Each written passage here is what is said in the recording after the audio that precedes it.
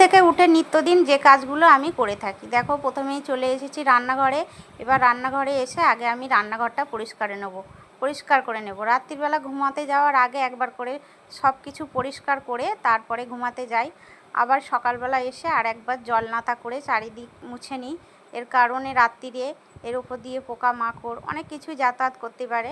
মুছে নিলে অনেকটাই শরীরের দিক থেকেও সেফ, মনের দিক থেকেও শান্তি। তার জন্য দেখো আমি সব কিছু মুছে নিচ্ছি। আর রান্নাঘর, এখানে তো সব কিছু খাবার দাবারের জায়গা, খাবার রাখা হবে, খাবার কাটা হবে, সব কিছুই রাখা কাটা এসব কাজকর্মই তো রান্নাঘরে চলতে থাকবে সারাদিন। মোটামুটি যতক্ষণ রান্নাঘরের কাজ না শেষ হবে ততক্ষণ রান্নাঘরের কাজ চলতেই থাকবে।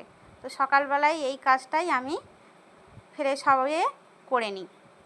এবার রান্নাঘর থেকে বেরিয়ে যাব। রান্নাঘর থেকে বেরিয়ে এবার আমি দেখো চলে এসেছি ঘরে এসে এবার ঘরগুলোকে আমি মুছে নেব। আর এই ঘর মোছার এই লাঠিটা হয়ে কিন্তু ঘর মোছার অনেক সুবিধে।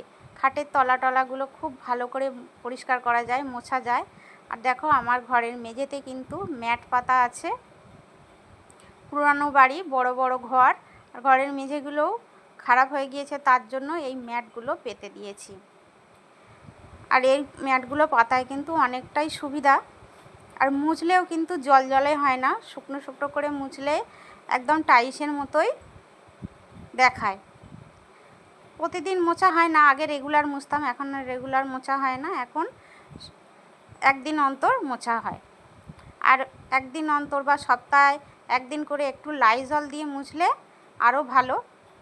দেখো আমার ঘর মোছা হয়ে গিয়েছে। এবার আমি চলে আসব রান্নাঘরে এসে আমি এবার রান্নাবান্না শুরু করব।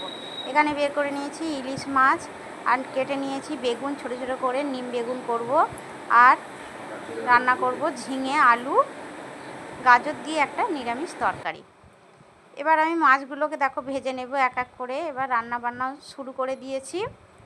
মাছগুলো ভেজে এবার আমি মাছের ঝালটা করব। আর এই মাছগুলো ছোট মাছ, কিন্তু খেতে খুব টেস্ট। মাছের ঝালটা করে নেব সর্ষে বাটা দিয়ে, কাঁচা লঙ্কা আর কালো জিরে ফোড়ন দিয়ে। দেখো মাছের ঝালের কালারটা কত সুন্দর এসেছে। আর কিছু রান্না ফ্রিজে আছে, সেগুলোকেও আমি বের করে নিয়েছি। ফ্রিজ থেকে বের করেছি পুঁই শাকের ঘন্ট আর চাল কুমড়োর খোসা বাটা। আর কালকে রাত্রিরের আলুর দম ছিল, আর ছিল কেওড়ার টক। দেখো আমি টেবিলে সব কিছুই সাজিয়ে নিয়েছি। সকাল সকাল কর্তামশাই খেয়ে বেরিয়ে যাবে, তার জন্য দেখো মাছ ভাজা করে রেখে দিয়েছি। মাছের মাথাগুলো এগুলো চচ্চড়িতে ব্যবহার করব তাই।